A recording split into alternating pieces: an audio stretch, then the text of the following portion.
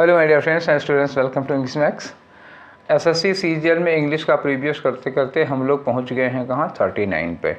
आज 39 कर लेंगे तो एक और बचेगा आपके पास, ठीक है। मैंने आपसे कहा था कि हम आपके एग्ज़ाम से बहुत पहले, 1 महीने पहले ही सब ख़त्म कर देंगे। 40 सेट और हुए, कर दिया। एक और बचा है, आज एक ये हो ही जा रहा है।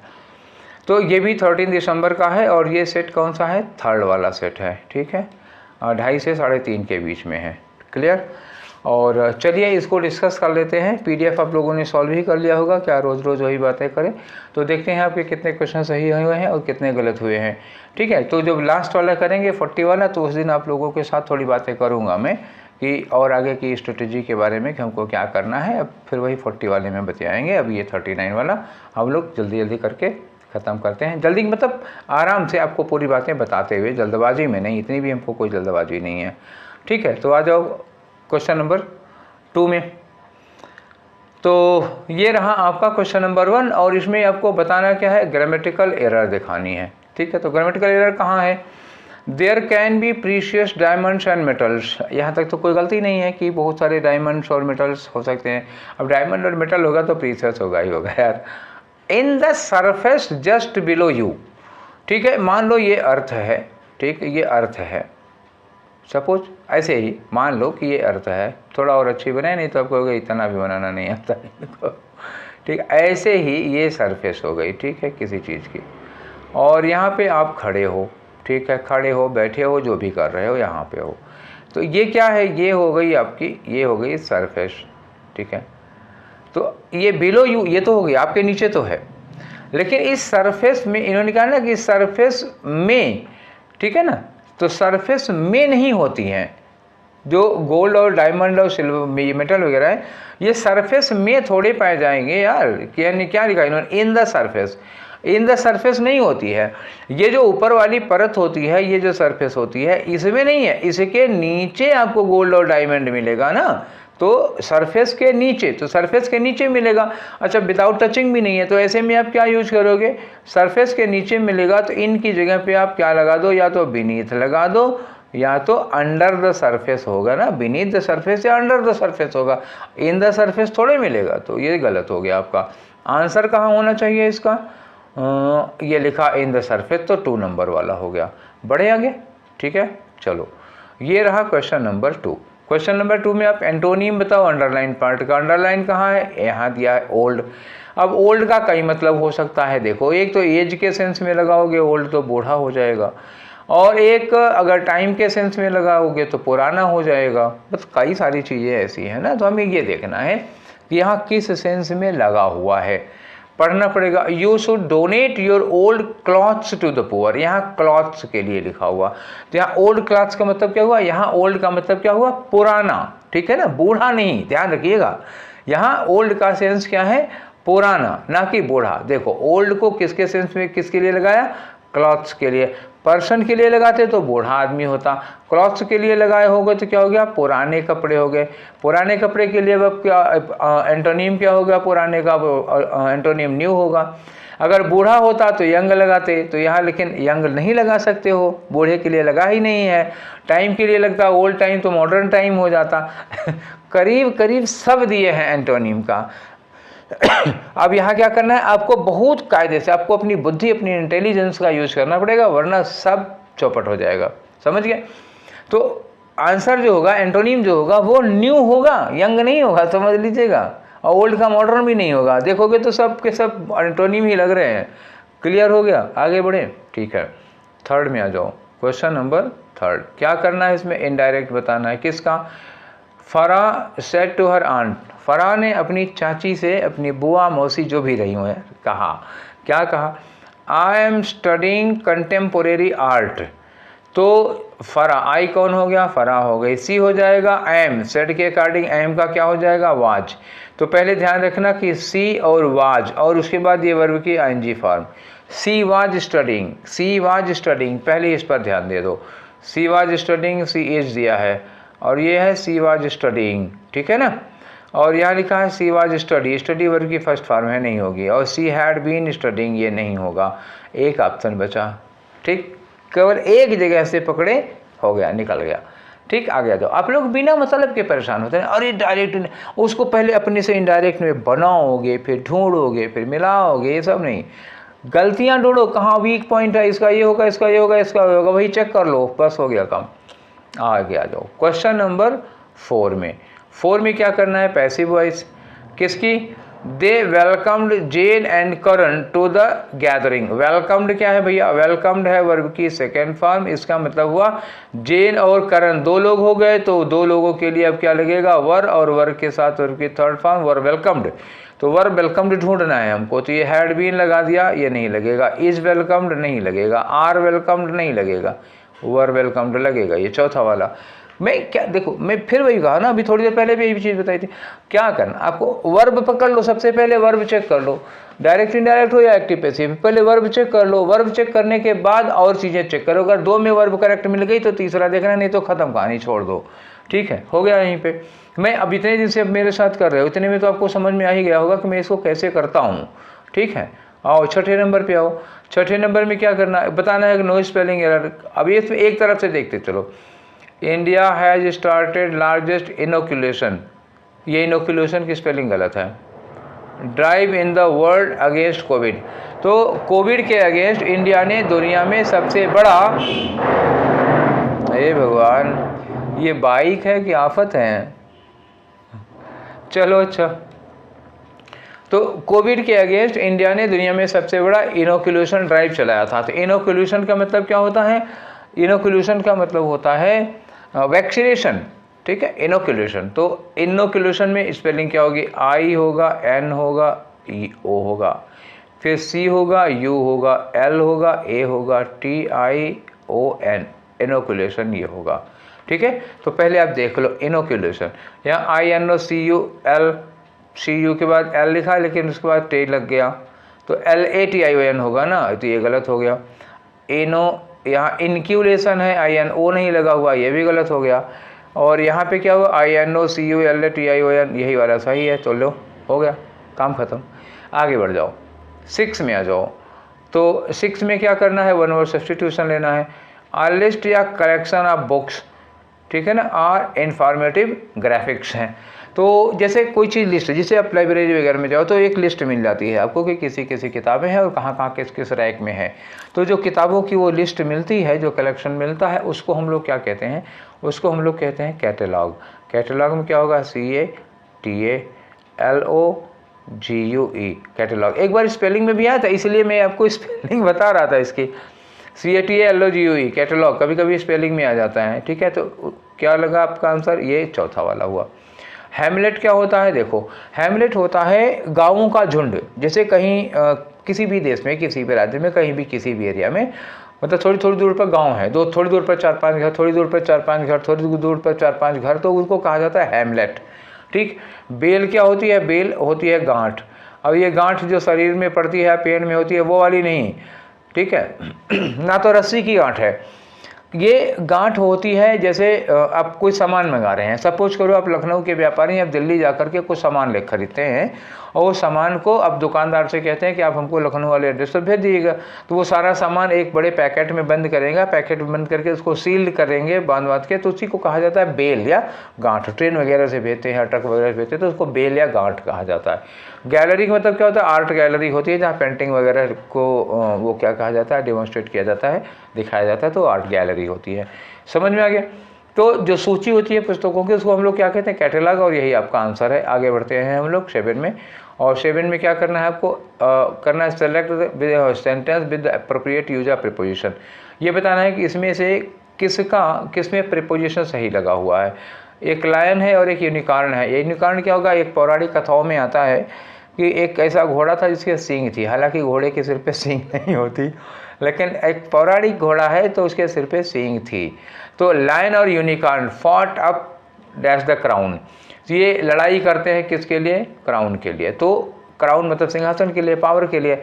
यूनिकॉर्न कह रहा हम जंगल के राजा हैं, हमारे ऊपर राजा का ताज होगा। शेर कह रहा है चलो हटो, बहुत है तुम्हारे जैसे। राजा मतलब लायन, ठीक है। तो वो दोनों लड़ गए।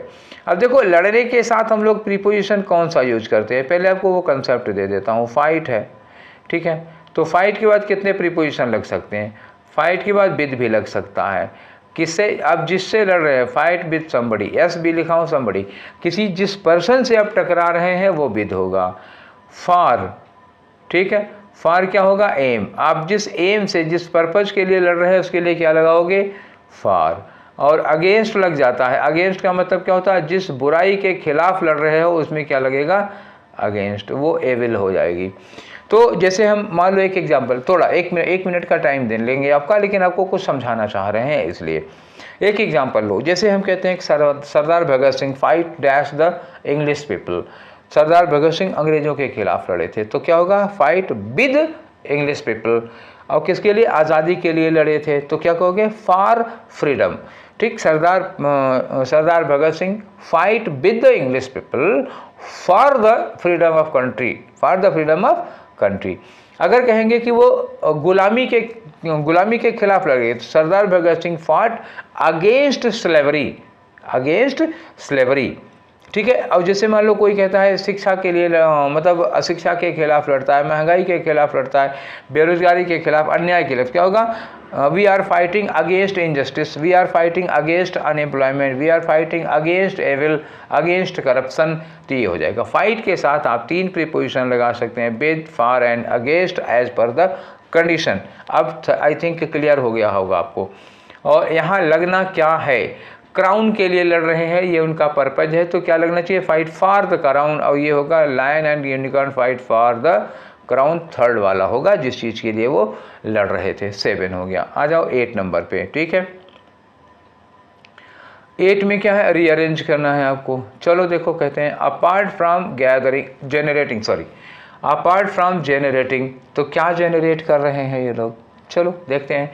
Apart from generating real income for players. हाँ, रियल इनकम तो जनरेट हो सकती है, इनकम जनरेट की जाती है। लग तो रहा है कि इसके बाद सीधे पी लगा लेंगे। तो apart from generating real income for players, ये यहाँ तक बात हो गई। अगर इन्होंने कहा प्ले टू अर्न, ठीक है, play to earn games also generate communities, also generate, also create, also यहाँ लगा दिया, आल्सो के साथ क्रिएट भी लगा दिया, तो जेनरेट के साथ आल्सो क्रिएट लगाया। अच्छा, यहाँ अपार्ट फ्रॉम लगाया तो अपार्ट फ्रॉम के साथ हम आल्सो लगाएंगे। इसके अलावा ये भी करते हैं, तो पी के बाद क्यों सीधा सीधा लग रहा है। ठीक है, games also create communities, communities कैसी communities? Where gamers and creators can meet, जहाँ, अब ये प्लेस हो गया, जहाँ गेमर और क्रिएटर्स दोनों मिलते हैं, शेयर करते हैं विजडम, ये तो कंटिन्यू हो रहा, आर के बाद जस्ट मीट करेंगे, वहाँ मिलेंगे, शेयर करेंगे, क्या शेयर करेंगे? विजडम शेयर करेंगे, और do deals with one another, एक दूसरे के साथ डील करते हैं। तो सीधा सीधा लिख दिया PQRS, कुछ इसमें सेटिंग ही नहीं करनी है। तो ये रहा आपका PQRS वाला। ठीक, एकदम सीधा सीधा लगा चला आ रहा है भैया। ठीक है, चलो नेक्स्ट पे आ जाते हैं। अब हम आते हैं क्वेश्चन नंबर 9 पे। तो 9 में क्या दिया हुआ? अरे दादा, ठीक, कोई बात नहीं है, आने दो, इनको भी देख लेंगे। लंबे चौड़े हैं तो क्या हुआ, मोटा पहलवान जल्दी हारता है। ठीक है, a glimpse of its rich cultural heritage, ये देख लो, इट्स रिच कल्चरल हेरिटेज, ये हमको क्लू मिल गया। इट्स मतलब किसकी रिच कल्चरल हेरिटेज की बात कर रहे हो? A glimpse of its rich cultural heritage can be found through the great monuments and other historic sites it has। तो ये हो गया। अगला है India has vast cultural and linguistic diversity. यही तो कल्चरल हेरिटेज की बात है, जो यहाँ पे कल्चरल हेरिटेज और डाइवर्सिटी की बात हो रही है। ये रहा आपका, मतलब बी पहले हो जाएगा ए के। India has vast cultural and linguistic diversity which make the country culturally rich, ये कल्चरली रिच आ गया। अब आपको ठीक से कनेक्शन लगा देंगे हम। यहाँ लिखा है इट्स रिच कल्चरल हेरिटेज, और यहाँ कनेक्ट हो रहा है किससे? ये कल्चरली रिच से कनेक्ट हो रहा है। मतलब हम बी के बाद क्या लगा लें? ए लगा लें। और देख लो, दीज मॉन्यूमेंट्स, कहाँ मॉन्यूमेंट्स की बात हो रही थी, यहाँ लिखा the great monuments, the great monuments, ये लगा। अब ये द ग्रेट मॉन्यूमेंट्स किससे कनेक्ट हो रहा है भैया, इनसे कनेक्ट हो रहा है, किससे, ए से कनेक्ट हो रहा है। तो दीज मॉन्यूमेंट्स यही है ना, तो बी ए के बाद क्या लगा दो, सी लगा दो, ये फिट हो गया सी यहाँ पे, ठीक है। यहाँ historical sites are symbols of India diversity. यहाँ लिखा several historians site and monuments are identical as UN heritage sites, ठीक है ना। कुछ हिस्टोरिकल साइट्स, अब कहीं पे हिस्टोरिकल साइट, यहाँ पे हिस्टोरिकल साइट्स की बात की गई थी, तो ये पीछे चला जाएगा BAC के बाद, ठीक है। आई थिंक मुझे कि BAC के बाद क्या लगना चाहिए, डी लगना चाहिए, क्योंकि यहाँ पे हिस्टोरिकल साइट की बात की रही, ये हिस्टोरिकल साइट कहाँ आ गई, सीधे यहाँ पे हिस्टोरिकल साइट आ गई। तो BAC आया था, सी के बाद डी लगा दो, एकदम सीधा सीधा BACD, सब एक दूसरे से कनेक्टेड आ रहे हैं। एक मतलब एक लाइन में कोई चीज़ खत्म हो रही है, अगले में वही चीज़ शुरू हो रही है। तो BACD कहाँ है जी, ये रहा आपका BACD। क्लियर हो गया, कोई डाउट कोई कन्फ्यूज़न हो तो बताना। आई थिंक कि होना नहीं चाहिए, मैंने अपनी ओर से कोशिश की कि कोई डाउट कन्फ्यूज़न ना रह जाए। नेक्स्ट में आ जाओ क्वेश्चन नंबर 10 में। 10 में क्या करना है आपको, स्पेलिंग एरर बतानी है। एक सेंटेंस है, क्या यार, सक्सेस सक्सेस, ठीक है, स्पेलिंग तो आंसर नहीं होगा। कंटिन्यूअस गलत है, यहाँ भी कंटिन्यूअस गलत है, ये आपका आंसर हो गया। कंटिन्यूअस की स्पेलिंग क्या होती है, देखो CONTI, उसके बाद NUOUS, तो इन्होंने क्या किया, N के बाद I लगा दी है, वही गलत हो गया। क्लियर, गोल्स की सही है, अचीवमेंट की सही है, ठीक है, समझ गए ना। तो आंसर कौन सा हो गया, 2 वाला। आगे बढ़ जाओ क्वेश्चन नंबर 11 पे। 11 में क्या है, वन वर्ड बताओ, making of a false document और फॉल्स सिग्नेचर। जब आप कहीं पर कुछ फर्जी सिग्नेचर करके कोई जाली नकली डॉक्यूमेंट बना लेते हैं, तो उसको अंग्रेजी में क्या कहते हैं, फॉल्स सिग्नेचर करना या फॉल्स डॉक्यूमेंट बनाना हो उसको कहते हैं फोर्ज। फोर्ज करना, फोर्ज मतलब नकली सिग्नेचर करना, ठीक है। तो इसके काम को क्या कहोगे, इस काम को कहेंगे फोर्जरी। तो ये दिया आपका ऑप्शन क्या है, फोर्जरी करना, ठीक है। तो आंसर कौन सा हो गया, 2 वाला। र्यूश का मतलब क्या होता है, छल करना। छल करना मतलब छल करना, धोखा देना, एक ही तो बात होती है, धोखा देना हो गया। डिसेप्शन मतलब धोखा देना, यही हो गया। इनसिंसियरिटी, देखो सिंसियरिटी क्या होती है, वफादारी होती है। तो इनसिंसियरिटी क्या होती है, मतलब बेवफाई होगी। मतलब एक तरह से क्या हो गया, नमक हरामी कह सकते हो, कृतज्ञता कह सकते हो, किया गया एहसान को नहीं माना, धोखा देना ही तो ये एक तरह से ये भी होगा। तो तीनों तो सिमिलर ही मुझे लग रहे हैं, ये और ये सिमिलर है। क्लियर होगा, तीनों धोखा छल प्रपंच से लगा हुआ है। और फोर्जरी है तो धोखा, ये भी फोर्जरी भी, किसी की फर्जी साइन कर लिया तो ये भी तो धोखा ही होता है सब करीब एक ही जैसे। लेकिन सटीक क्या होगा, फोर्जरी होगा, ठीक है। आगे आ जाओ 12 में, ठीक है। तो 12 में क्या करना भाई, एंटोनियम बताना है किसका, इनकोहेरेंट। अब देखो इनकोहेरेंट क्या होता है, पहले कोहेरेंट समझो, कोहेरेंट, ठीक है। ये क्या होता है, कोहेरेंट का मतलब क्या होता है, एकदम से कनेक्टेड। कनेक्टेड क्या होगा, जैसे अब आप इसको ऐसे समझो, जैसे आप कोई एस्से लिख रहे हो या कोई पैराग्राफ लिख रहे हो, सपोज आप एक एस्से लिख रहे हो, ऐसे लिख रहे हो तो जैसे एक पैराग्राफ जहाँ खत्म होता है अगला पैराग्राफ उसी के आगे से स्टार्ट हो जाता है। आगे का मतलब प्लेस में नहीं, जिस बात पर एक पैराग्राफ को ख़त्म करोगे, जिस बात पे ख़त्म करोगे अगला पैराग्राफ उसी बात से स्टार्ट होगा, और फिर उसमें डिस्कशन करोगे, फिर उसमें भी किसी बात पर ख़त्म करोगे, जिस बात पर ख़त्म करोगे वहीं से अगला पैराग्राफ स्टार्ट होगा। तो जब सारे पैराग्राफ एक दूसरे से कनेक्टेड होते हैं, इंटरकनेक्टेड होते हैं, तो उसको कहा जाता है कोहेरेंट। बातें एक दूसरे से अटैच्ड हो, कनेक्टेड हो। ऐसे ही पैराग्राफ होता है, मतलब एक लाइन दूसरे लाइन से कनेक्टेड हो, दूसरी लाइन तीसरी लाइन से कनेक्टेड हो, तीसरी लाइन चौथी लाइन से कनेक्टेड होती है, तो कोहेरेंट कहा जाता है। इसका अपोजिट क्या हो जाता है, इनकोहेरेंट। तो मतलब क्या होगा, कोहेरेंट होने का मतलब क्या हुआ, चीज़ें लॉजिकल होनी चाहिए। अगर आप लॉजिकल रहेंगे तभी तो कोहेरेंट हो पाएंगे, अगर लॉजिकल नहीं होगी तो कोहेरेंट नहीं हो पाएंगे, उठपटांग चलेगा फिर आपका। अब आ जाओ आंसर में, इनकोहेरेंट का हमें अपोजिट क्या चाहिए, कोहेरेंट चाहिए, ठीक है। तो कोहेरेंट में अपारेंट मतलब स्पष्ट होता है, ये तो लगेगा नहीं। ग्लूमी उदास होता है, ये होगा नहीं। पेंसिव का मतलब क्या हुआ, बहुत चिंताशील, जैसे मान लो कोई आदमी ऐसे बैठ गया, ऐसे सर पकड़ के बहुत कुछ सोच रहा है, बड़ा मतलब ध्यान के साथ कुछ सोच रहा, बहुत मतलब क्या होता है, सोच में डूबा हुआ। पेंसिव का मतलब क्या होगा, सोच में डूबा हुआ। तो फिलहाल ये हमारे आंसर नहीं होंगे। रेशनल का मतलब क्या हुआ, तार्किक। मैंने भी लिखा था लॉजिकल होगा, लॉजिकल या रेशनल। देखो जब लॉजिकल या रेशनल होगा तो कोहेरेंट होगा। तो फिलहाल हम यही चौथे वाले को आपका आंसर मानते हैं। ठीक है, कौन सा आंसर हुआ?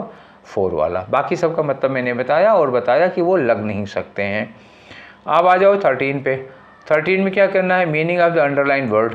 अंडरलाइन वर्ड क्या है? इन्स एंड आउट्स, एक फ्रेज है। देखो लिखा है the intern inspired, aspired.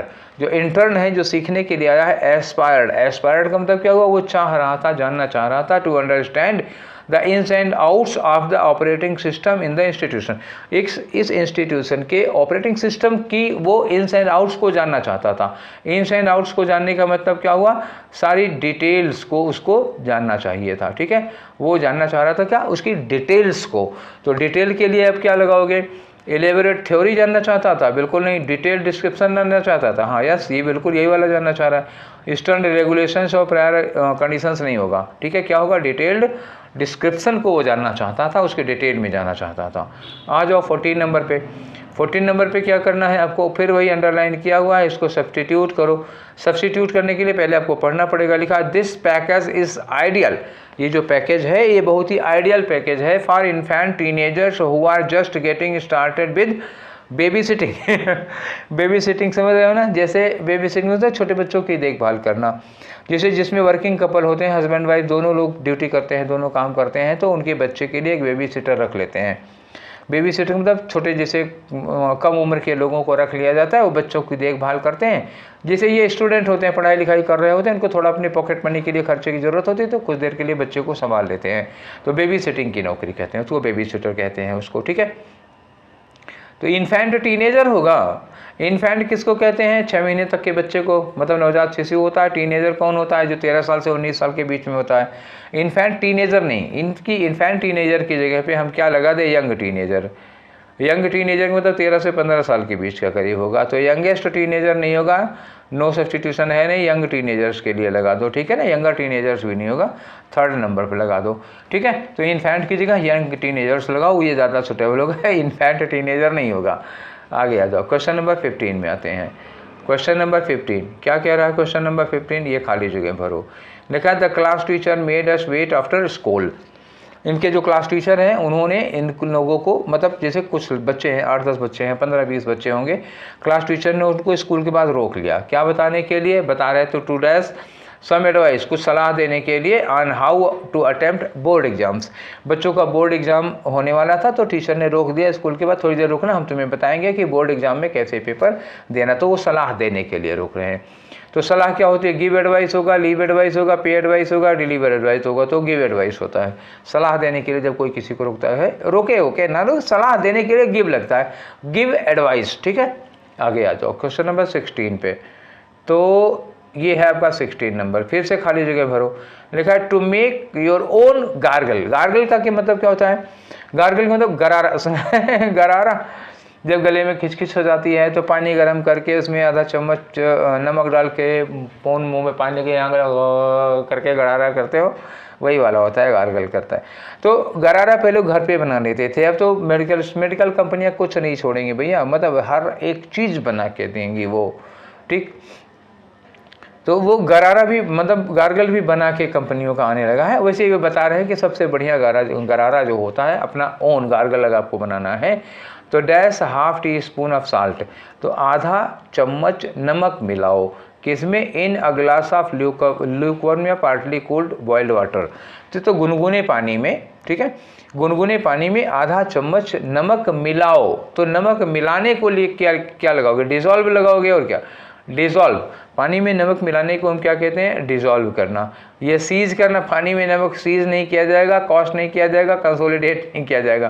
Consolidate मतलब क्या होता है? मजबूती देना, किसी चीज़ को स्ट्रॉन्ग बनाना, स्ट्रेंथन करना, मजबूती देना।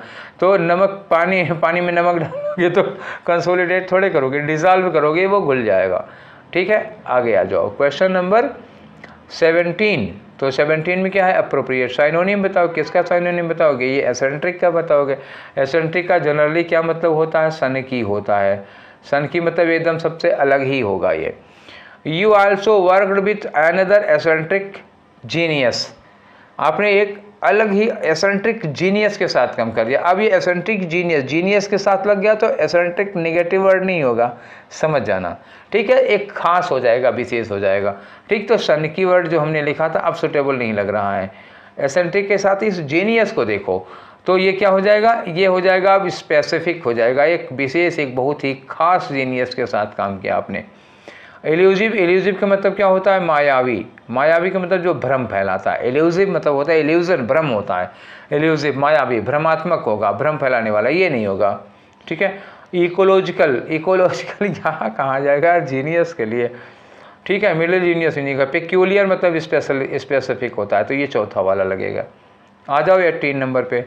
18 में क्या करना है आपको, एक इडियम को बताना है। ये देखो इसकी जगह पर क्या लगा सकते हो, ठीक है, इसमें से कौन सा इडियम लगाओगे, ये एक्सप्लेनेशन है। इसकी जगह पे आपको इनमें से कोई इडियम लगाना है। अब देखो कौन सा इडियम यहाँ पे लगा सकते हो, ठीक है। आओ चलो पहले पढ़ लो। माय मदर सेड, मम्मी लोगों का काम ही यही है। क्या कहा, make consistent progress for success. सफलता के लिए तुम्हें निरंतर प्रयास। कंसिस्टेंट का मतलब क्या हुआ, रोज, डेली। मतलब ये 90 की स्पीड में भागना नहीं हुआ कि 90 की स्पीड में भागे और 10 किलोमीटर भाग के रुके, नहीं। अब 10 किलोमीटर की स्पीड में चलो लेकिन लगातार चलते रहो, कछुए जैसी चाल चलते रहो, खरगोश जैसी नहीं, लेकिन कंसिस्टेंट, लगातार प्रोग्रेस करते रहो, थोड़ी थोड़ी थोड़ी थोड़ी, तो सफलता आपको मिलेगी। इसके लिए क्या लगाओगे, डूज एंड डोंट्स बिल्कुल नहीं लगाएंगे। डूज एंड डोंट्स का मतलब क्या होता है, हिदायतें होता है, इंस्ट्रक्शंस होता है। कैसे समझोगे, जैसे आप मान लो, सपोज करो कि घर में एक कोई छोटा बच्चा है आपके, सपोज आप उसके चाचा हैं या आप उसके बुआ हैं, मौसी हैं, मामा हैं, जो भी है। छोटे बच्चों को जब आप लेके जाते हैं किसी के यहाँ, रास्ते में उसको कुछ डूज और डोंट्स देते हैं। डूज का मतलब क्या होता है, जैसे पहुंचना तो सबको नमस्ते कर लेना, उनके पैर छू लेना। और डोंट्स मतलब क्या हुआ, जैसे खाने पीने की चीज़ सामने रखी हो तो जब तक कहा ना जाए तब तक उसको उठाना मत, ये डोंट्स हो गया। तो क्या करोगे क्या नहीं करोगे, वही डूज और डोंट्स चलता रहता है। तो ये रेस्ट्रिक्शंस होते हैं। फिलहाल यहाँ इसका कोई काम नहीं है। मेक अ हैबिट का मतलब आदत बनाना, ये भी नहीं होगा। स्लो एंड स्टडी का मतलब क्या हुआ, वही कछुए वाली बात बताई ने, धीमा किंतु निरंतर, कंसिस्टेंट हो गया। तो स्लो एंड स्टडी का मतलब कंसिस्टेंट हो गया, थर्ड वाला आपका आंसर हो गया। इन्स एंड आउट्स का मतलब फिर अभी थोड़ी देर पहले आया था, इसके ऊपर यही था, अभी कुछ देर पहले आपने पढ़ा था। इन्स एंड आउट्स का मतलब क्या हुआ, डिटेल्स है। तो यहाँ पे इन्स एंड आउट्स की कोई ज़रूरत ही नहीं थी, बता चुका हूँ। क्लियर, नेक्स्ट में आ जाओ। ये आया आपका 19 नंबर, तो ये रहा 19। सिमिलर मीनिंग बतानी है। सिमिलर इन मीनिंग क्या दिया है, डिनाइड। तो he denied the offer to join board of directors. तो बोर्ड ऑफ डायरेक्टर्स मतलब अच्छा खासा जॉब मिली थी, ज्वाइन करने के लिए कहा जाता, आदमी ने, बंदे ने डिनाई कर दिया। डिनाई का मतलब क्या हुआ, रिजेक्ट कर दिया। डिनाई करने का मतलब क्या हो गया, रिजेक्ट। डिले मैंने देर करना। डिफर का मतलब क्या हुआ, पोस्टपोन करना। डिफर का मतलब क्या हुआ, पोस्टपोन करना, किसी चीज़ को रोकना हो जाएगा। मॉडिफाइड, अरे मॉडिफाई तो जानते हो, बाइक खरीद के लाते हो, उसमें दुनिया भर का झूमर झामर लगवा के मॉडिफाई करा लेते हो, ये नहीं होगा। तो क्या लगेगा, रिजेक्ट लगेगा, ठीक है, डिनाइड का रिजेक्ट हो जाएगा। नेक्स्ट आ जाओ 20 पे। 20 पे पैसिव बताओ, किसकी पैसिव बताओ, हैज कंप्लीटेड द रिकॉर्ड। तो हैज पहले हो जाएगा, तो उसके बाद ये रिकॉर्ड पहले आ जाएगा, हैज द रिकॉर्ड, ठीक, ये हो गया। अब हैज के साथ थर्ड फॉर्म है तो यहाँ क्या लगेगा, बीन और कंप्लीटेड। तो हैज़ द रिकॉर्ड बीन, पहले ये देख लो, has the record been complete, ये कंप्लीट लिखा है, गलत होगा, थर्ड फॉर्म आएगी। हैज़ द रिकॉर्ड हैड, ये हैड क्या कर रहा है यहाँ पे, has the record been completed by her, ये एकदम से ठीक है। हैज़ द रिकॉर्ड कंप्लीटेड, इसमें बीन गायब हो गया, तो केवल तीसरा वाला है। मानो ना मानो, मानना ही पड़ेगा, ठीक है। आगे आ जाओ, क्वेश्चन नंबर 21 है। तो 21 से लेकर के 25 तक में होता क्या है ये तो भली भांति पता है, तो ठीक है चलो देख लेते हैं। भली भांति पता है तो भी देख लेते हैं, पढ़ना पड़ेगा इसको पहले। चलो पढ़ो। A humming birds brilliant throat colour is not caused by feather. Humming bird जानते क्या होता है, हमिंग बर्ड एक चिड़िया होती है, उसका गला नीले नीले करके होता है, वो चमकीला चमकीला होता है। देखे हो कभी, देखे नहीं होगे, देखना चाहोगे, लो देखो, देख लिया ना। अब हटाते हैं इसको, चलो पढ़ो अपना, ठीक है। तो एक हमिंग बर्ड होती है, इसकी विशेषता क्या होती है कि हमेशा गाती रहती है, जब भी उड़ती है तो हमेशा गाती रहती है, बहुत छोटी सी चिड़िया होती है, ठीक है। हमिंग बर्ड का जो ब्रिलियंट थ्रोट कलर होता है। ये ब्रिलियंट बुद्धि के लिए नहीं लगा है। उसका जो गला होता है ना, वहाँ पे उसमें जो कलर होता है बहुत ही चमचमाता हुआ होता है। ठीक है, brilliant throat colour is not caused by feather dash, ये उसके पंख के डैश की वजह से नहीं होता है। तो क्या कलर की बात करें तो पंख का कलर होगा, और क्या यहाँ कलर कह दिया तो यहाँ भी कलर आ जाएगा। आगे आ जाओ, बट रेदर बाई इरिडिशन, ठीक है, iridescence in the arrangement of the feathers, ये फेदर के जो अरेंजमेंट होता है, पंखों का जो अरेंजमेंट होता है उसकी वजह से होता है। आगे लिखा है कि क्या है उसका लाइट लेवल है। लाइट लेवल का मतलब वहाँ कितनी चमक होगी, मॉइस्चर है, एंगल ऑफ व्यूइंग है, देखने का एंगल होता है, वियर एंड टीयर होगा, कुछ पंखे वहाँ से झड़बड़ गए होंगे, अदर फैक्टर्स हैं, दूसरे फैक्टर्स हैं, all dash just now bright and colourful the throat में अपीयर। तो ये सब लोग प्रभाव डालते हैं उसको कि उसका जो थ्रोट है वो कलरफुल और कलरफुल अपीयर हो। ठीक, आगे आओ, humming birds can not walk और होप, जो हमिंग बर्ड्स होती हैं वो वॉक या होप नहीं कर सकते। वॉक मतलब चल नहीं सकते या फुदक नहीं सकते, होप माने फुदकना, तो ये चल और नहीं सकते, फुदक नहीं सकते हैं। क्यों? क्योंकि though their feet can be use to dash sideways, हालांकि उनका जो पैर होता है वो डैश काम के लिए यूज कर, साइडवेज का मतलब जहाँ बैठी होती हैं वहाँ से दाएं या बाएं डैश कर सकती हैं। अब सोचो, वॉक नहीं कर सकती हैं और फुदक नहीं कर सकती हैं, तो क्या कर पाएंगी वो? तो फिर जब वॉक नहीं कर पाएगी तो दौड़ भी तो नहीं पाएगी, तो फिर क्या करना होगा? यहाँ देख लेते हैं क्या लगेगा, वही उसके मतलब इधर उधर खिसकने उसकने के लिए कोई वर्ड मिलेगा। वाइल दे आर पर्च, जब वो बैठे होते हैं डाल पे। आगे लिखा कि these birds have evolved smaller feet to be lighter for more dash flying, तो इन बर्ड्स ने अपना जो पैर है वो उसको लाइट डेवलप किया है। अब एक कैसे, इवॉल्व को याद करो आप, डार्विन और लेमार्क को, तो डार्विन और लेमार्क ने क्या कहा कि जिस चीज़ का यूज आप कम करेंगे वो छोटी हो जाएगी, जिसका यूज ज़्यादा करोगे बड़ी हो जाएगी। तो इन बर्ड्स ने क्या किया कि अपने पैरों से दौड़ने उड़ने या चलने का काम ही नहीं लिया, तो वो क्या हो गए, पैर छोटे हो गए, इवॉल्व्ड स्मॉलर, छोटे हो गए। और छोटे हो गए तो क्या हो गया, फॉर मोर डैश फ्लाइंग, मतलब क्या, अब इनकी जो फ्लाइंग होगी, पैर छोटे हो जाएंगे तो फ्लाइंग बहुत अच्छी होगी। तो मोर यहाँ पे क्या होगा, इफिशियंट, कुशल, बहुत अच्छी फ्लाइंग के लिए लगेगा। आगे लिखा है they will use their feet for itching, वो अपने पैर को यूज कर सकते हैं किसके लिए, तो खुजलाने के लिए, ऐसे ऐसे खुजला लेते हैं, या पैर का यूज खुजलाने के लिए करेंगे। एंड डैश, और एक काम और, तो अब देखो यहाँ ईचिंग है तो ईचिंग से मिलता जुलता लगाओगे, खुजलाने जैसा ही यहाँ पर भी कुछ होना चाहिए। ठीक है, अब एक एक करके पढ़ो इनको। ठीक है, आ जाओ, चलो। सबसे पहले में क्या लगा कि जो हमिंग बर्ड का ब्रिलियंट थ्रोट कलर है is not usually cast feather dash, तो यहाँ मैंने कहा था यहाँ भी कलर ही आएगा ना, वो फेदर के कलर के नाते नहीं होता है। ठीक है, not cast by feather dash, feather by dash मतलब क्या हुआ, फेदर के कलर की वजह से नहीं होता है वो। तो फेदर का कलर, यहाँ पे कलर कुछ दिया हुआ, डिस्पोजिशन, डिपोजिशन, फेदर का डिपोजिशन, फेदर का सेडिमेंट, फेदर का पर्सपिरेशन नहीं होगा, फेदर का पिगमेंट होगा। पिगमेंट मतलब भी क्या होता है, कलर होता है। और वर्ड जानना चाहते हो, हालांकि एक वर्ड बुकैब का जगह तो नहीं है। फिर भी डिपोजिशन मतलब होता है जमाव, कोई चीज़ जहाँ पे आप डिपॉजिट करते जाओगे वहाँ डिपोजिशन हो जाता है। सेडिमेंट का मतलब भी होता है तलछट वगैरह, नदी वगैरह में जो नीचे तलछट होती है उसको होता है पिगमेंट। कलर हो गया, पर्सपिरेशन क्या होता है, पसीना आने को कहते हैं। ठीक है, आगे आ जाओ। तो ये आ गया नंबर 2 पे। नंबर 2 क्या है, यहाँ पे आ गया। तो इन्होंने कहा कि मतलब और दूसरी चीज़ें हैं जो इन्फ्लुएंस करती हैं, जो प्रभाव डालती हैं कि उसका जो लिखा है dash just how bright and colourful the throat में अपीयर, तो उनका जो गला है, जो थ्रोट है वो कैसा कलरफुल दिखेगा, इन सब चीज़ों को प्रभावित करती हैं। तो प्रभावित करने के लिए क्या लगाओगे, इन्फ्लुएंस लगाओगे। एल्योर मतलब आकर्षित करना, ये नहीं लग पाएगा।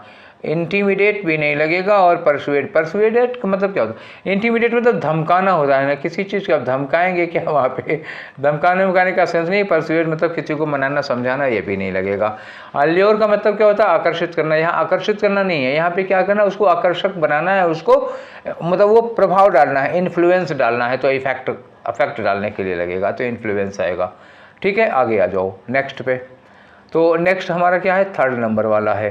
तो इन्होंने कहा कि उनका जो पैर है, though their feet can be use to dash sideways, तो मतलब ये वॉक और हॉप नहीं कर सकते, उछक नहीं सकते, चल नहीं सकते, तो उनका पैर क्या करेगा, जब वो बैठे होते हैं, जब वो पर्च्ड होते हैं पर्च मतलब क्या, डाल वाल पे जब बैठे होते हैं तो उनका साइडवेज का मतलब क्या हुआ, मतलब बाएं या दाएं क्या कर सकते हैं, अब क्या कर सकते हैं बताओ, ऑब्टूट कर सकते हैं, ऑब्टूट करेंगे, फोरेज करेंगे, माइग्रेट करेंगे या स्कूट करेंगे, तो भैया स्कूट करेंगे।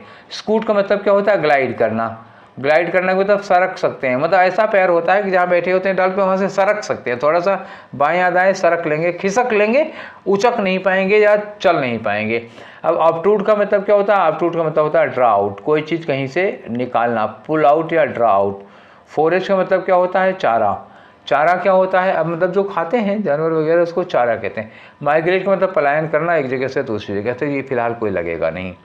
अब आगे आ जाओ क्वेश्चन नंबर 24 पे, अरे बदल लो जी, ये हाल आ गया। तो 24 में क्या करना है आपको, 4 नंबर फिलहाल यहाँ हो गया। तो इन्होंने कहा कि उनके पैर जो होते हैं ना वो छोटे हो गए हैं, छोटे इवॉल्व हुए हैं, तो वो क्या करेंगे कि वो उसको उड़ने में, यहाँ लिखा ना मोर, मोर मतलब उड़ना और अच्छा हो जाएगा उनका, तो उनका उड़ना और अच्छा हो जाएगा। तो यहाँ दे दिया है स्लिप शॉट, यहाँ दे दिया इफिशियंट, यहाँ हो जाएगा स्ट्रक्चर्ड, यहाँ हो जाएगा मेथडिकल। तो उनका उड़ना कैसा हो जाएगा, अब आप हमको बताइए। तो स्लिप शॉट का मतलब क्या होता है, केयरलेस, लापरवाह। अरे भैया जब मोर डैश फ्लाइंग लिया हुआ है, पर अभी कहा का पैर छोटे होंगे तो और अच्छा उड़ लेगा, तो लापरवाह तो अच्छा नहीं आएगा। इफिशियंट हो जाएगा तो हाँ और कुशलतापूर्वक और बढ़िया ढंग से फ्लाई कर लेगा। स्ट्रक्चर्ड फ्लाइंग और मेथडिकल फ्लाइंग नहीं होगी। मेथडिकल मतलब होता है कोई काम बहुत सिस्टमेटिक ढंग से करना, ठीक है, और अच्छे ढंग से नहीं, बहुत सिस्टमेटिक होता है। तो मेथडिकल वाला, मेथडिकल में ऐसे समझ लो जैसे किसी आदमी को चाय बनानी है, तो 1 कप चाय बनानी है तो पहले किताब उठाएंगे, किताब में देखेंगे तो उसमें लिखा होगा कि 60 ml पानी लें, ठीक है, नापेंगे 60 ml में पानी लेंगे।